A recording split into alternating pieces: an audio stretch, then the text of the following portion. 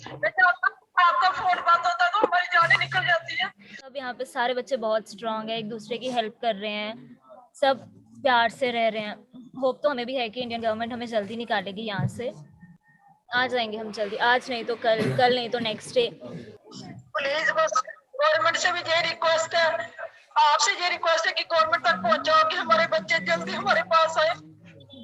बेशक उनको खाना मिल रहा है, सब कुछ मिल रहा है, लेकिन फिर भी बहुत पैनिक है। हम जहाँ भी पैनिक है वो वहाँ भी पैनिक है।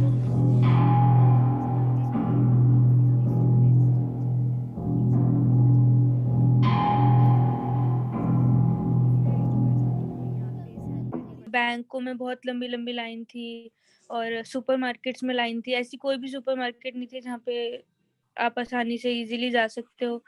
कुछ कुछ सामान, ब्रेड्स वगैरह खत्म थे।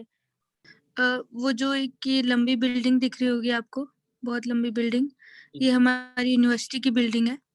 और जो फायरिंग हुई थी वो इसके आसपास हुई है। सारे बोल रहे हैं कि आप लोग बॉर्डर पे क्यों नहीं जा रहे। हम बॉर्डर पर कैसे जाएं जब रात में 6 to 6 डबल मार्शल लॉ लगी हुई है, शूट एट साइट का ऑर्डर है। देन हाउ इट्स पॉसिबल कि आप हम वहां तक बॉर्डर तक जाएं अपनी लाइफ रिस्क में लेके। मैं अपील करती हूँ इंडियन एम्बेसी से, बीजेपी गवर्नमेंट को, कि काइंडली हमें यहाँ से निकालें। It's really really very difficult and tough for us. 67 बच्चे हैं इस शेल्टर में, और बंकर में तो अराउंड 600 प्लस स्टूडेंट्स होंगे। ऐसे face to face it's not possible कि पेरेंट्स को दिखाना ये सिचुएशंस, और बाकी बच्चों के लिए भी आई डोंट थिंक सो कि किसी के लिए पॉसिबल होता होगा कि वो वीडियो कॉल करके बात कर सके। ऑफ कोर्स मेंटल ब्रेकडाउन हो रहा है और पता नहीं कब सही होगा ये सब कुछ। इंडियन गवर्नमेंट या इंडियन एम्बेसी जो बच्चे ईस्टर्न पार्ट में फंसे हैं उनके लिए कुछ भी नहीं कर रही है।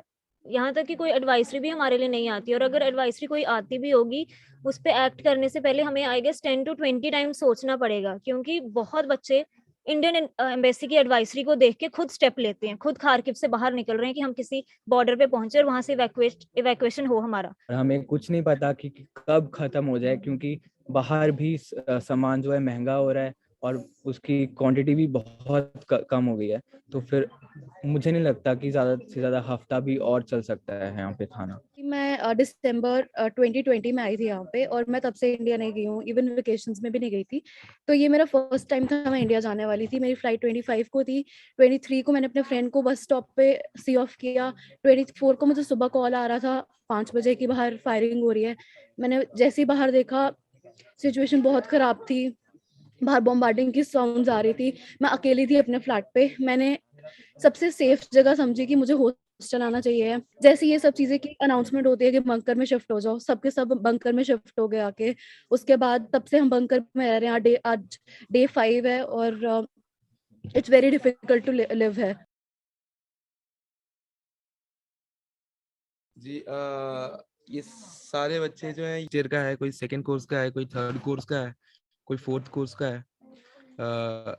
सारे जैसे पहले दिन तो हम यहीं नीचे ही बैठे थे, डस्ट थी, लेकिन थोड़ा अगले दिन रूम में जाने दिया गया और तब सारे बच्चों ने अपने अपने लिए एक जो यहाँ पर एक वैसे मैट्रेस थी वो लेकर हमने बिछा ली नीचे और अपने अपने ब्लैंकेट्स ले आए, क्योंकि नीचे बेसमेंट में कोई हीटिंग सिस्टम नहीं है और रात में अगर -4 हो जाए, -5 हो जाए तो ठंड काफ़ी लग जाती है। हर किसी के लिए रहना यहाँ पर उससे ठीक मतलब उतना आसान नहीं है। किसी को अस्थमा है, किसी को सफोकेशन हो जाती है, तो और काफ़ी लोग ऐसे भी जिनको मेडिकल प्रॉब्लम्स भी हैं, तो उनके पास मेडिसिन भी उतनी अवेलेबल नहीं होती। जैसे एक लड़की है, उनको अस्थमा है, उनके लिए एक इंजेक्शन की कुछ ज़रूरत है फिर, लेकिन बाहर जाना अलाउड नहीं है क्योंकि डबल मार्शल लॉ लग चुका है और शाम में 5 बजे के बाद शूटेड साइड का ऑर्डर है। जो अगर जिस तरीके से अगर खाना आ जाता है मेस से, बस वही बहुत बड़ी बात है। नहीं तो और कोई चीज़ों के लिए बाहर नहीं निकलने दिया।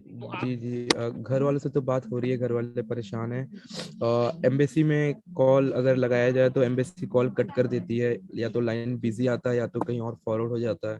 कल भी हमने 6 के 6 नंबर ट्राई किए थे पर कोई रिस्पॉन्स नहीं आया एम्बेसी की तरफ से।